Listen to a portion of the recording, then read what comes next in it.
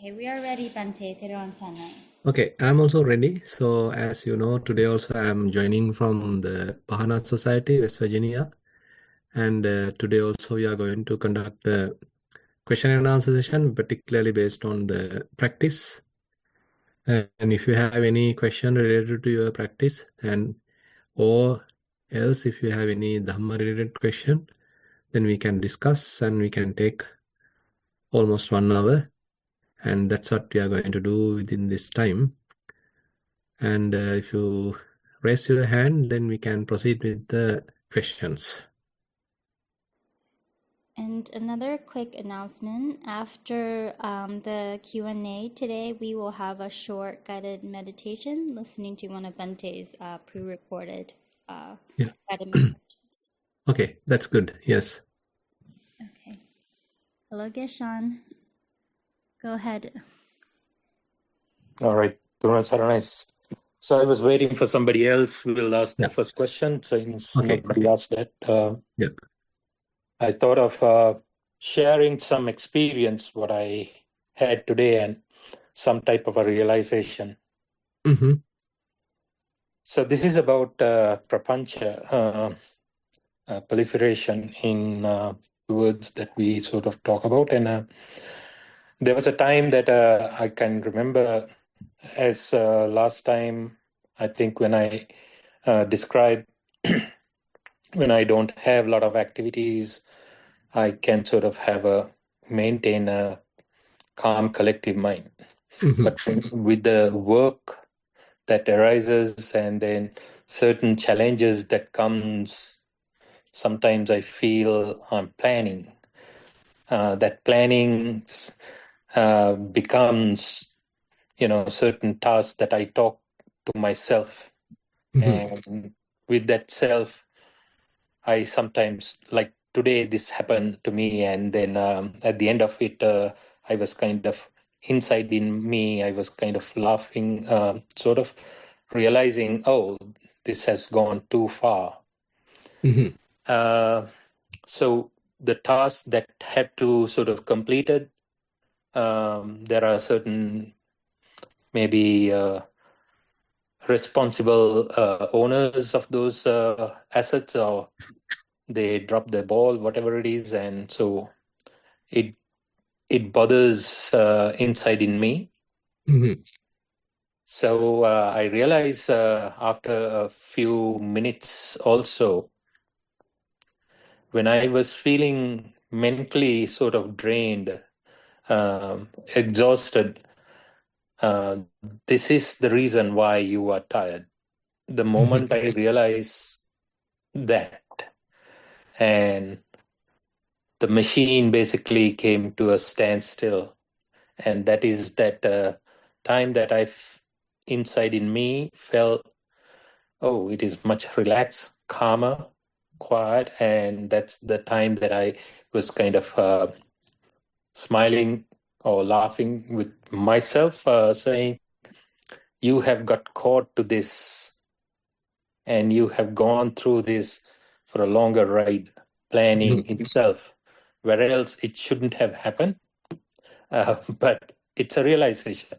So I thought of sharing that, Bante. Yeah. Okay. Good. Yeah, good. Actually, this is a very common thing. So, as practitioners, we may be able to overcome conceptual proliferation, prapancha during the practice.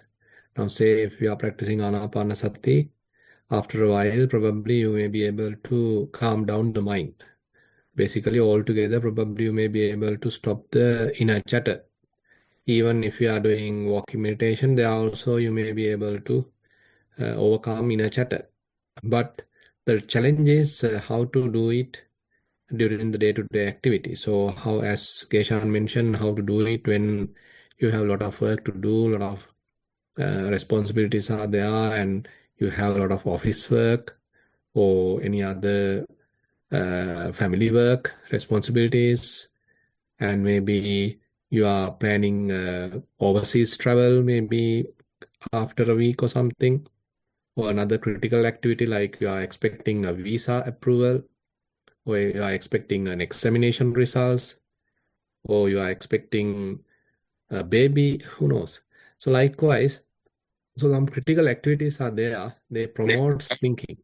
Actually, they promote thinking, and on those occasions, if we are able to minimize our thinking, so that is actually the great challenge. And the interesting thing is this very important. It will lead even to the level of removing anusaya asava. So let me share a few things from the Madhupindika Sutta, where Buddha mentioned now in case that one is able to overcome this papancha, where the potential is there to generate a papancha. Yato nidanam bhikkhu purisam papancha sanya sanka samud. Sorry. Yato nidanam bhikkhu purisam papancha sanya sanka samudacharanti ettache natti abhinanditabba. Abhivaditabbam ajjose tabbam. Esevanto raganusayanam. Esevanto patiganusayanam. Esevanto ditthanusayanam. Esevanto vichikiච්ඡානුසයානං. So likewise, Buddha keep on explaining all the anusayas. That means there may be a occasion where typically the mind tends to proliferate. Typically the mind is into too much thinking, overthinking, planning.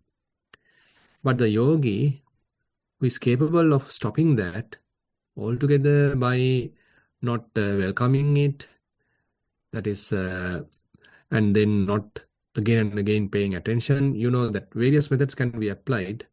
By means of any of these methods, one is able to overcome this conceptual proliferation and again calm down yourself and stop inner chatter. So that is one important, very powerful mechanism to abandon various latent tendencies in the mind. Because our latent tendencies are being strengthened the more we think in the same line. Our defilements are strengthening when we are promoting thinking in the same line. But instead, if we are able to recognize the defilement, if we are able to recognize this conceptual proliferation and abandon it, again come to the kind of inner silence, kind of a stillness, then you are free. Then it's a blessing. Then it's a real relaxation.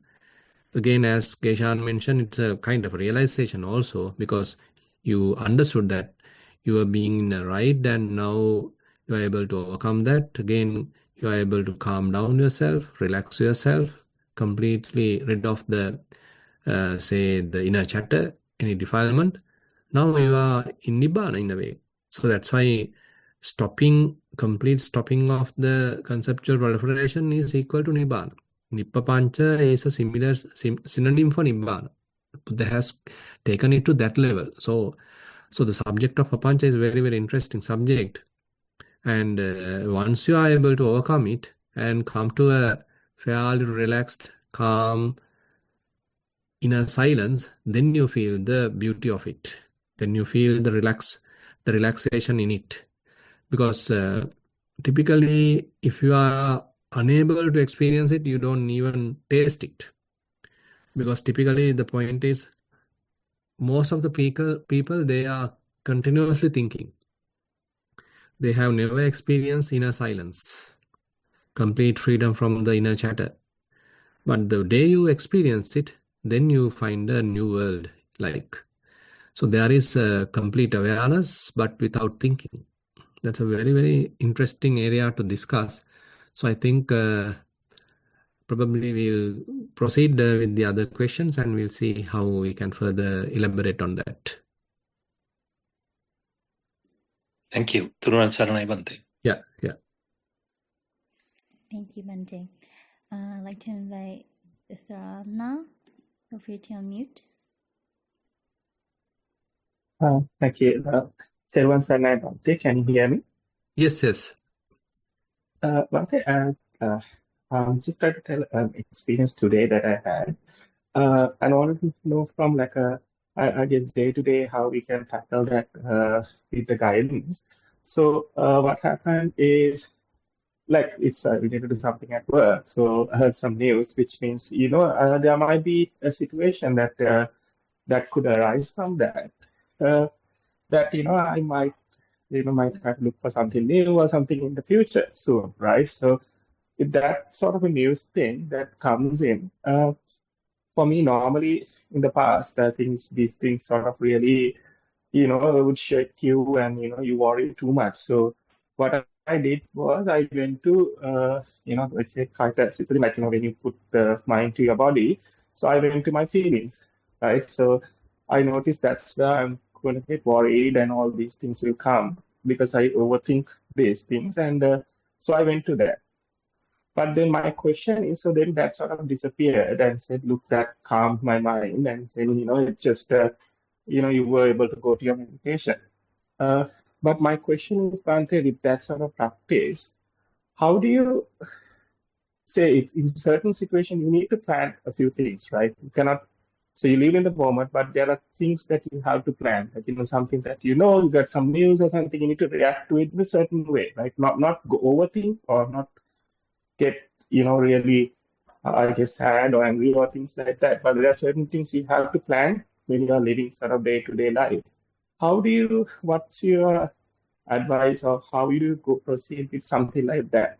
So Yeah. first, I just want to say what happened today, and I wanted to get some advice on sort of how do you plan something like that. Yeah. Yeah. Now, say if you are able to experience anyhow complete freedom from inner chatter, then if we start from that point, now you are able to maintain that for a while, and now again there is an important thought come to your mind. Okay, tomorrow I have to conduct a meeting. Okay, I am not yet ready for that, so I have to prepare some information, some detail. I have to access the internet, some details are to be accumulated. Okay, you got that kind of a thought. Okay, and now probably you want to attend to that, and probably you can think about it. Now say what sources to be used, and what are the books to be referred, or any other mechanisms to grab that information. So your mind is thinking a little, but say you did that, and now assume that you did even the task. Now the task is done. Now can you stop thinking? So that means basically, here we are not trying to prohibit thinking, prohibit planning. Rather, are we able to plan within the mindful space? Are we able to think within the mindful space? So thinking is a good capacity, kind of a skill that we can wisely use rather than allowing the mind to take us for a ride. So how about using the thinking capacity, thinking skill for our benefit?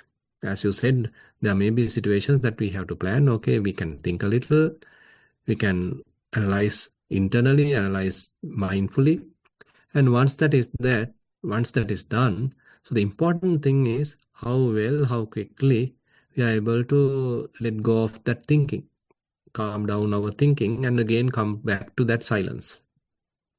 So that is the important thing. So probably your task or the way that you have taken is coming back to the body and using the maybe anapanasati or rising and falling. You can again establish mindfulness and calm down. Fine.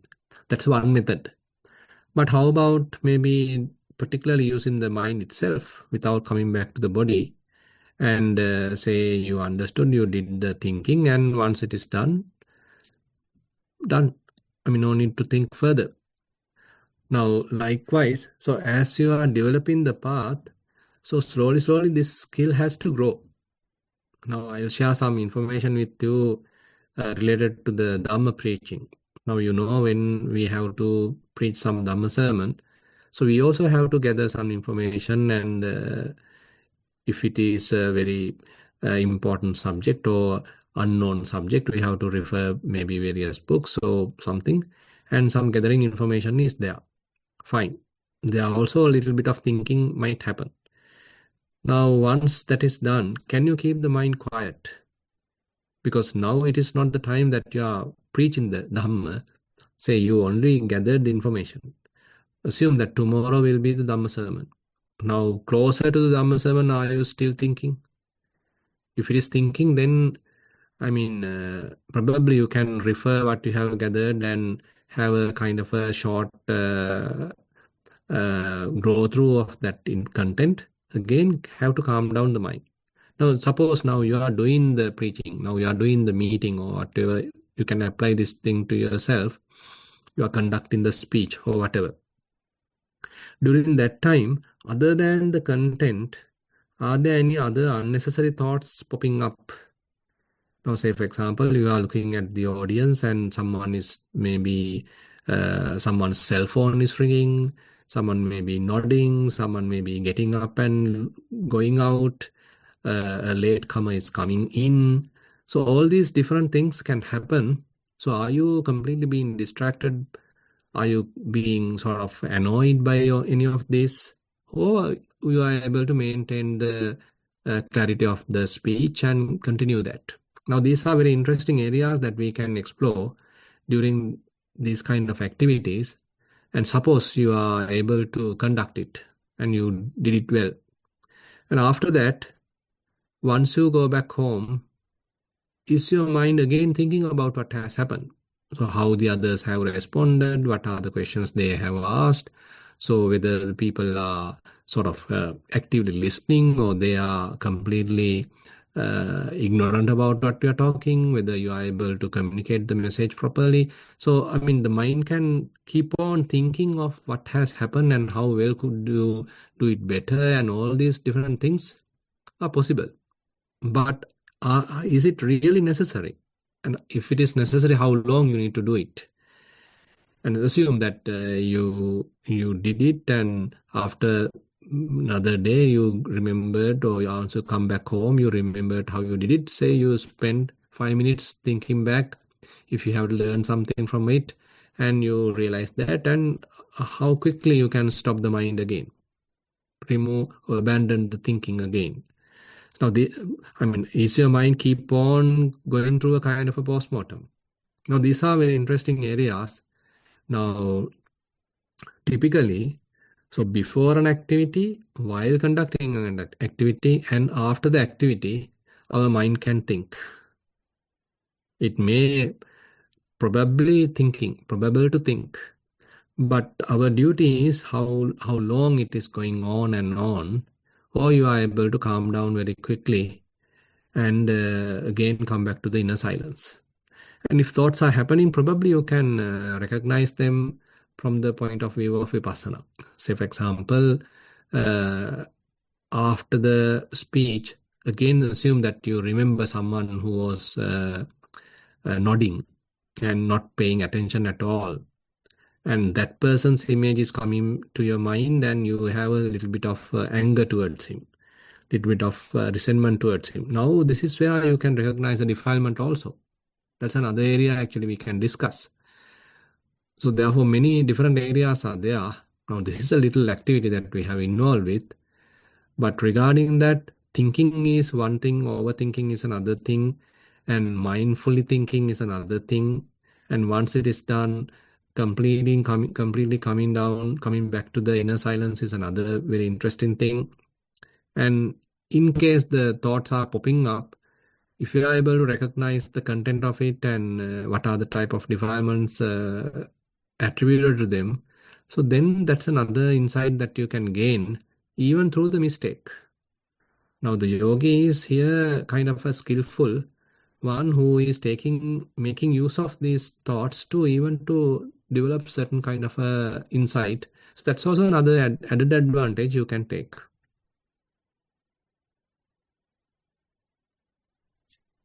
Nissarana said that I understood, and it's a very nice insight you provided. Yeah. So with that, Vanaya, so I think as you said that I could have come and looked at the being the mind than coming to the I guess the body, or that Kayata Citta Thiya, like in Sinhala. So in that sense, so then if I were to do that, do I sort of look at how the thought? I'm just trying to understand a bit more about Chittanupassana. I guess I sort of have done it a bit when I went through Kayanupassana, as you said. But in these sort of situations, because my mind's a bit troubled, right? Like, you get some news or something, which normal person would react, like in a certain situation, like, something that's a troubling news, right?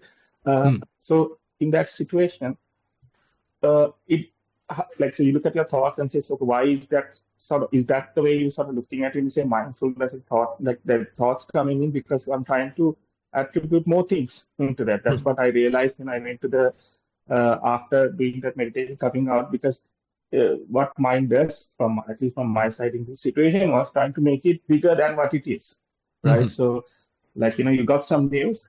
Yeah, that doesn't mean it's happening now. It might happen in 2 months' time or whatever. But it makes you very worried because it goes from one thought to another thought to another thought. That's what normally happens. And so I just want to understand a bit more about that. When you said come to the mind, can you just explain a bit more, Mante, if that's okay?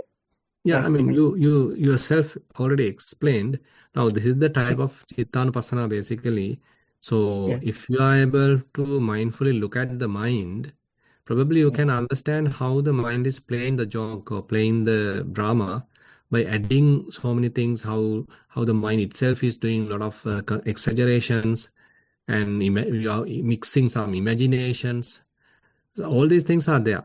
Now this is how we are growing the overthinking. We are growing the conceptual proliferation by promoting imaginations, by putting some, say, your own preconceived ideas, your biases. All these things are certain different components that we are adding to thinking.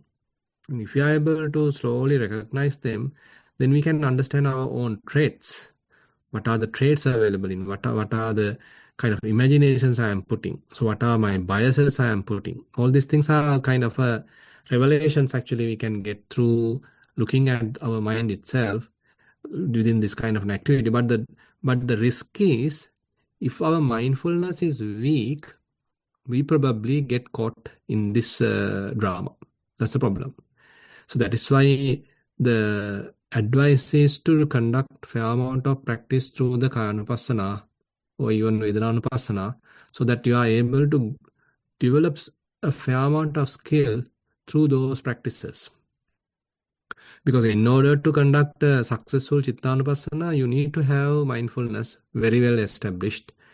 And again, you should be able to clearly see the thoughts, maybe one after the other or something like that. So rather than you being completely, confused in a jungle of thoughts, so you should have a very clear comprehension about the thoughts. So these are some important necessary skills before you practice Chittanupassana. So this is a kind of a warning actually Buddha is making.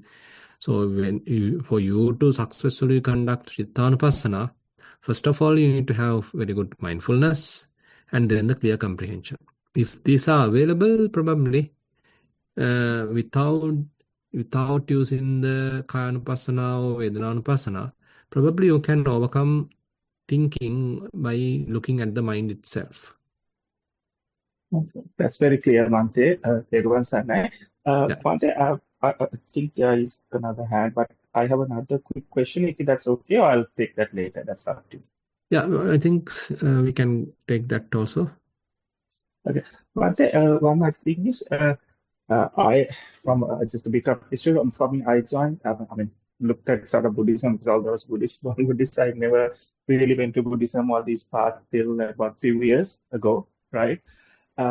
So when I did that, I predominantly came from the thing that when I started experiencing Bhante and the Sutta teachings and all that, what I noticed is changes within me. The person I am started slowly changing, right? So I found that as a wonderful journey, like rather than anything else, like, something to, you feel inner calm, which I didn't sort of have it like earlier. Yeah, slowly, I gained that a bit, like, I can break away from these things and, all these things that was bothering me in the headspace, as they say, like, was something that I got that tranquility or things like that. But recently, like, in one of the discussions, this happened, said that if you are going for Nirvana, you should have the art, like, that your goal should be like Nirvana. Like, that's something I predominantly don't have. I have something like I enjoy what I do now with the practice, I sort of gain my insights and I do. So I'm just wondering, is that something I need to change the focus, sort of, or like something that I'm doing wrong? Like, because my main thing is I see these things within me. Like all the teachings I have and I practice, I see things within me, how I change this. But I don't, my focus is not like I'm going to get like, like, so on, Sakudan, all these things that Amy or Nirvana. So is that Yeah. something I need to change, Bhante, or like, is that sort of something I'm doing wrong or something? That's another question. Thank you. No, actually, you are doing exactly what is necessary. Because sometimes people have sort of too much emphasis onto this Margapala and the path and fruition, and they start thinking about them without doing the job. Actually, that's a problem. So they are keep on wishing and expecting Nibbana, but they are not doing what is necessary to attain Nibbana. So that is the problem. So therefore, rather than simply, being unhappy, okay, I am not yet an Anagami, I am not yet an Arahant, I am not yet an Sotapanna. So how about doing our part? How about doing the day's work? So that is the most important thing. So therefore, I mean, you can keep a goal just for a motivation, kind of then we may drive towards that. But that's a different story. But different characters are there. Now, as you said, now someone may have a criteria to explore what is going on. So you are putting the practice in, putting the teaching into practice, and you see what is going on. You are trying to recognize whether it is properly planted in your heart, and you are able to experience it. So that's the beautiful part. Actually, that is where you are really reaping the results. And that may be the type of a Vimansa, that there are 4 Iddhipadas, Chanda, Chitta, Virya, Vimansa. So the Vimansa character, where mostly the wisdom-based character is like this. So he doesn't simply go after the blind kind of a faith. Rather, he simply practice and put into test and see whether it is true and whether I myself can experience it. I am not saying that immediately you may be able to experience everything, but to the amount I am putting effort, amount I am putting practice, to that level, I may be able to experience the results. And there may be, of course, other approaches available. So we should not deny other approaches also. Say, for example, there may be another character who is more faithful and who has really wish to attain Nibbana and all that. And so that becomes his driving force. And he also keep on continuing the practice, by the way. But the motivation is more into the faith or more into the chanda, the kind of a desire to attain something. But that desire also have to evaluate after a while. It also may evolve after a while. And Chandang Nissaya Chandam Pahatabbu. Ultimately, he may have to abandon even the chanda, that desire, as a result of the practice. So that is where he is maturing in his practice. At the beginning, he is driving after something, but more he get closer to Nibbana, so these different chandas, these different desires also are to be slowly fade off. So that is how Chandan Nissaya Chandam Pahatabbu. Using effort, or rather using desire, you are abandoning desire. So different techniques are there. So what you are doing currently is quite all right, and you can keep going like that. Yeah.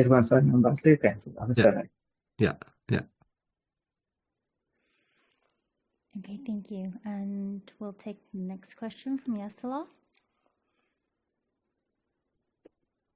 Thank you, Jennifer. Thank you, Bhante.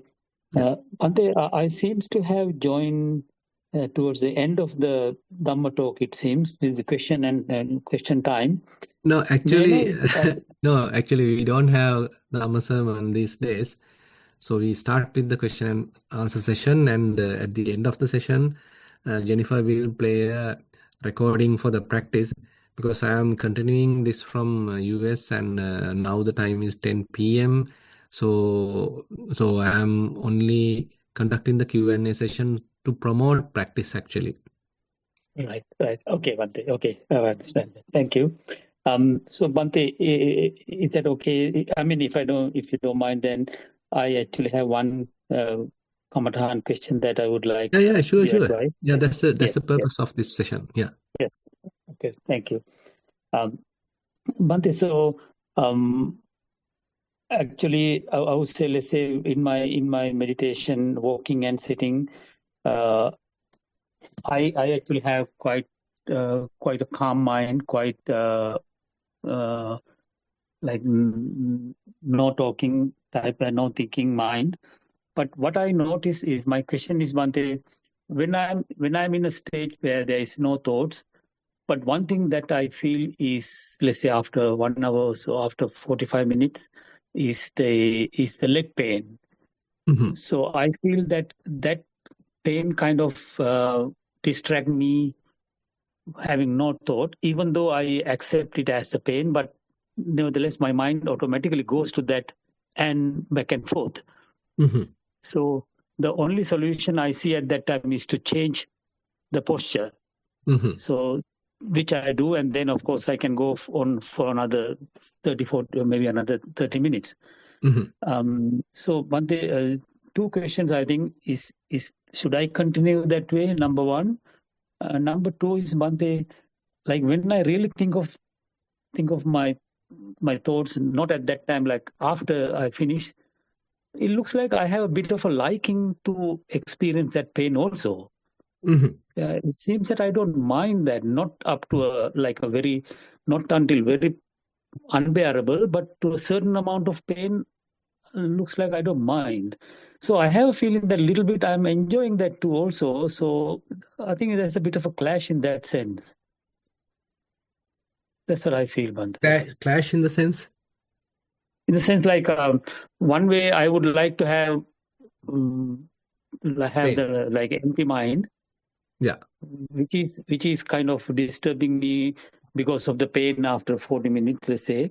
Yeah. But on the other hand, I also look at the pain and I accept that. The thing is, we are unable to stop the pain at all. So that is something that we need to bear in our mind, because this is a living body. So we can't have a body which is not giving us trouble for long time, unless we may be in a very deep concentration where your mind is completely stuck in the concentration. But here you are talking very surface level calmness, awareness, without thoughts, without thinking. Okay, your mind is very calm. That's a good thing, not a bad thing. But still, after a while, the body can develop some kind of a pain or numbness or something like that. That's very well has to be accepted. And once you accept that, probably as you have done properly, probably you can change the posture. And again, you can continue the practice, keeping the mind very calm, relaxed, quiet. You can maintain. That's one option. But the other thing is, while you have this capacity to keep the mind completely calm, quiet, and definitely it has to be free from any kind of an attachment, any kind of an upadana, any clinging. At this stage, if you are paying attention back to the pain, so then you are asking a trouble. So that is another area that we need to be careful, because there is one stage that we are looking at the pain. You are examining the pain. Various different sensations are there, different pains are there, pleasurable feelings are there. We may be, of course, we are observing them. We are very critical about them. We are paying very careful attention. We are recognizing how they are rising, how they are changing, how they are passing away. Is it a group? Is it a one phenomena? So likewise, we do a very thorough observation. So that is something that we might have gone through. Yes. So once you have gone through that, so you reach another level where now mind doesn't want to look at it. Still, mind doesn't want to bring another object at all. Mind likes to be free. Mind likes to be alone, kind of secluded. So that is at that level we need to promote that. Rather than paying attention to pain, okay, let's now keep the mind free from any kind of an object, any kind of a, say, phenomena. Now, that skill also has to be developed. So that's what we are doing now. So at that level, don't deliberately give your attention back to the pain. So then you are asking trouble. Right. Right. So sometimes if the mind goes to that without me sending this, is that okay? Maybe then, if there is no any kind of stress being developed as a result of that, any tension being developed as a result of that, rather mind happily do a little bit of more observation, then you can continue that, because there is no any kind of a tension, no stress being developed, rather mind happily doing it, because it likes to get some more wisdom through observing that. That is quite fine. Right. Okay. Understand. But yeah, so basically, if the mind goes there, let it go. But otherwise, They also need to be a little purposeful. careful. Now, you need to be a little careful, because after some time your mind can get completely absorbed to that, and the pain can be very severe. That's also possible. So that is why, how about keeping the mind away from the pain? Assume that your pain is on the right hand or right leg. So if you really want to pay attention to something, you are paying attention to the left hand. So completely a place where there is no pain at all. Something different, I am telling. So rather than paying attention to the pain, okay, you are paying attention to somewhere there is no pain. It's just a neutral feeling. Yes. Okay. Yes, one.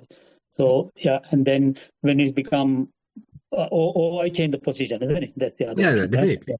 Changing the position is quite easy, one approach, because it is not like before. Now, there may be instances that you are supposed to look at the pain.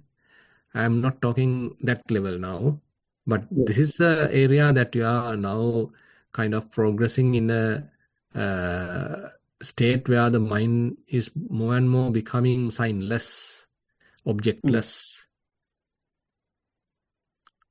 Yes. Kind of an unestablished type of awareness is what you are trying to develop. Yes. Okay, Bhante. Yes, I understand. Yeah, I will. Yeah, yes, I will use that in my practice. Thank you, Bhante. Okay. Yeah.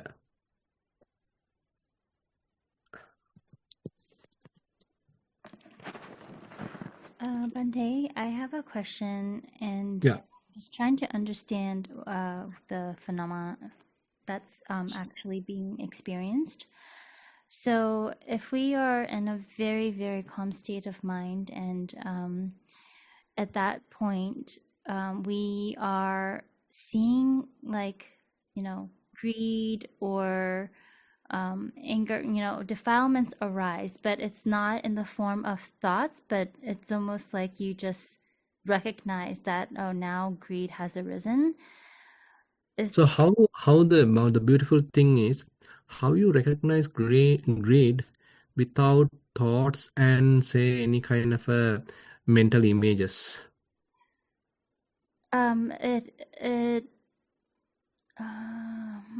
I think it's a combination of maybe certain sensations. For example, maybe greed, you may feel like there's this pulling of the mind, and then anger manifests in a different way. You may anger, I think, is a little bit more gross and it's easier to recognize, but it's just like a. Now the thing is, anger and greed typically have to take an object. So your mind has to have some kind of a person's image, or some objects, some phenomena should be there at that moment. So you can't, your mind can't have anger without without going through a kind of a ignorance.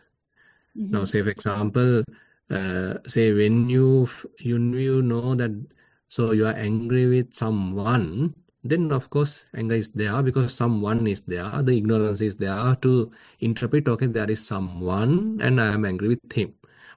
He has done something wrong, so my anger is there towards him. So eye making has happened. There also the person individuation has happened. A person is being prepared in the mind. So that is where in a way you can recognize the ignorance attributed in this scenario. So anger can't happen without a person in that sense. There may be an occasion that the anger can happen even to an object. Say, for example, you expected a very nice weather, but all of a sudden a rain is now happening. Now you are angry. It's possible. So there also still a phenomena is there. The rain is the phenomena now. To that particular phenomena, you are not happy, you are angry. That's possible. But that is also you taking into in the compact form. The rain is something you have taken in a conceptually as a one thing, and that is also in a way a kind of an ignorant way of looking at it. Now, this likewise, you can do a little bit of analysis, a little bit of wise attention, then it will slowly dissipate because you now assume that if you are angry with someone, now you are injecting certain amount of wisdom to the situation, and then slowly you may understand, okay, there is no someone as such. That whoever I am pointing out, that whoever that person is simply merely 5 aggregates or 6 sense bases or whatever the way that you can put your own insight to it. And after that, the anger has to disappear. So likewise, different techniques you can use. But my point particularly to you is whenever anger has to happen, some kind of a concept should be there in the mind. Either an object, either a person. Mm-hmm. Is it possible that because we are, it's almost like I feel like that concept hasn't fully materialized, right? We're catching it pretty early on as something is starting to get triggered in the mind. Right, right. So maybe there is still a concept, but it just hasn't, like formed into a full image or thought, but you're kind of catching it at the beginning. Very early stage, yeah.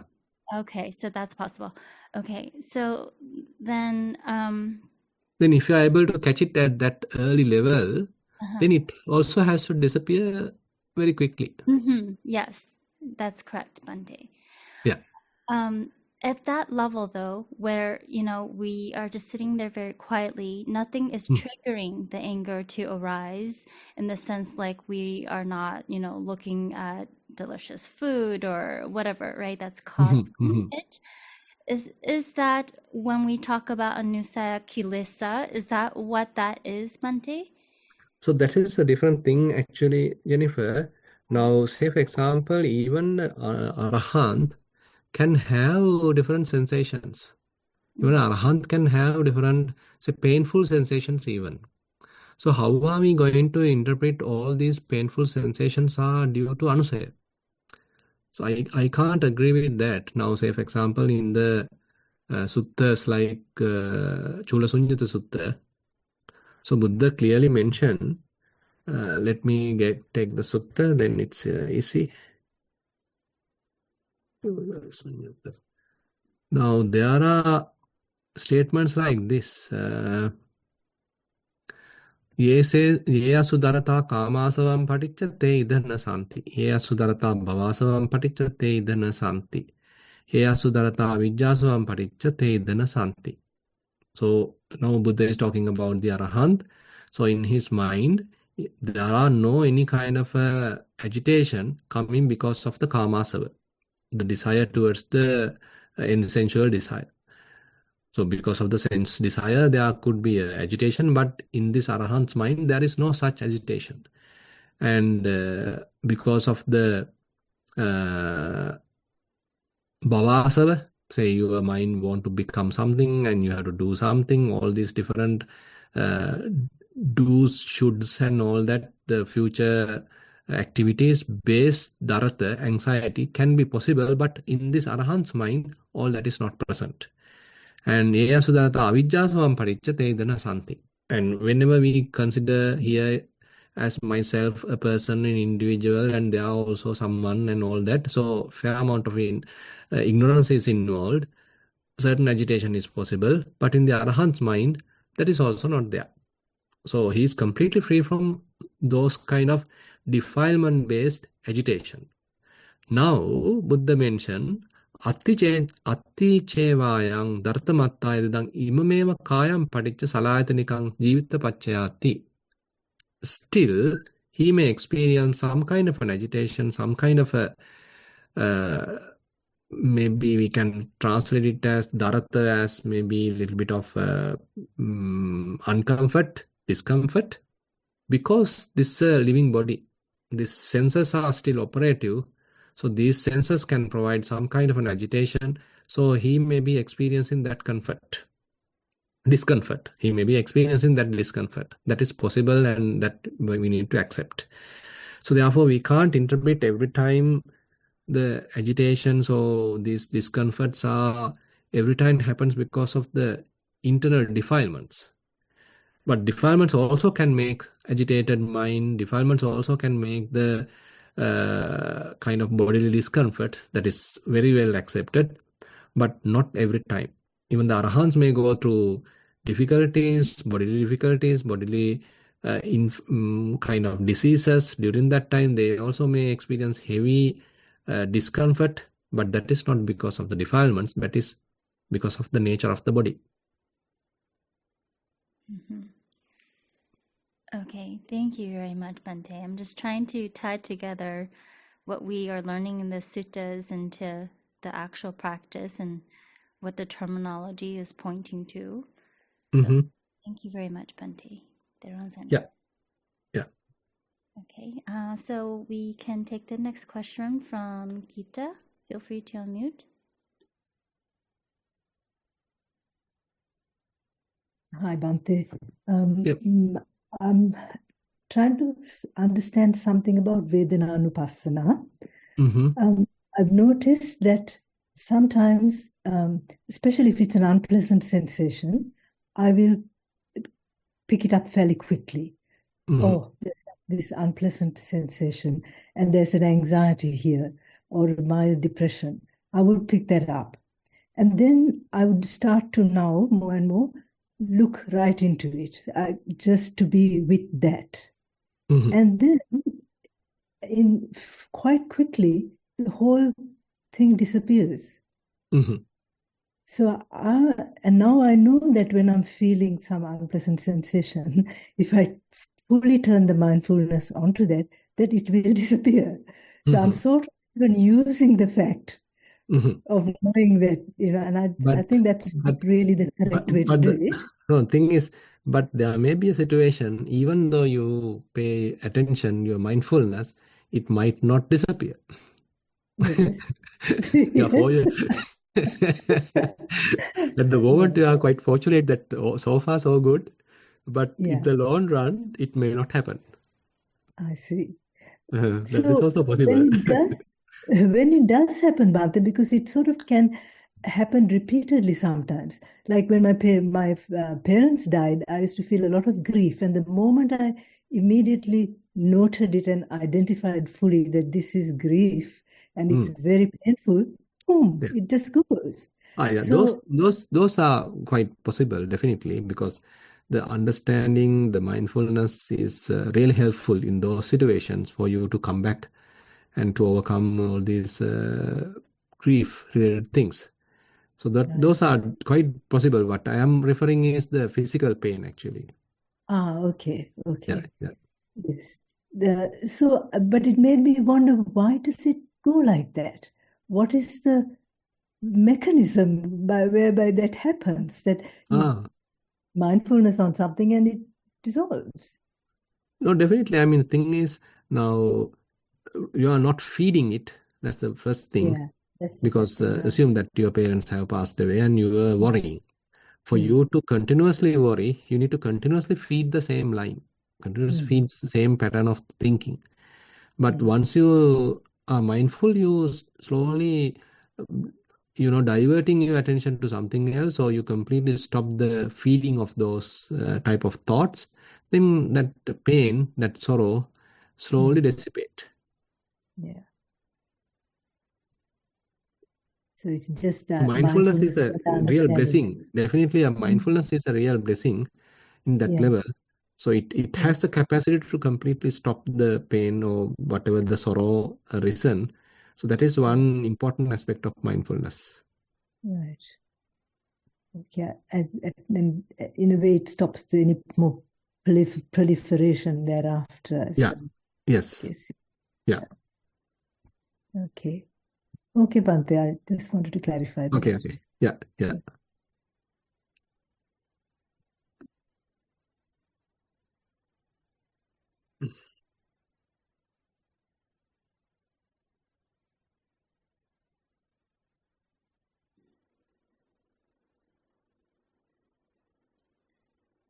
Bhante, doesn't look like there's any questions in the chat either. Yeah. Okay.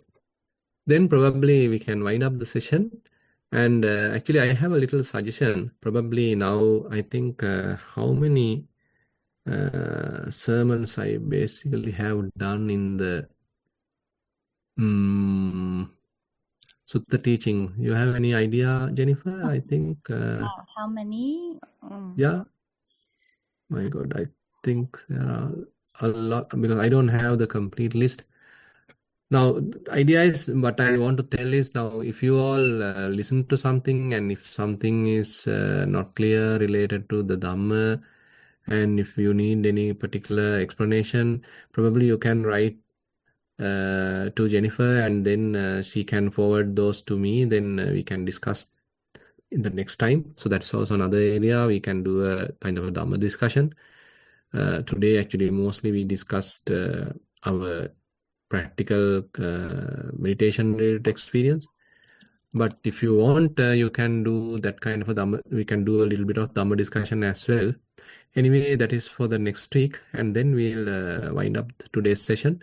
And probably, Jennifer has put her email address jhu830@gmail.com. So if you have any question related to Dhamma, she can send it. You can send it to her. So with that, then I'm leaving, and probably Jennifer can play a recording so that you all can participate in a guided sitting session. Thank you, Bhante. Sad. Okay. Yeah. Okay. Then Bhante. Bhante.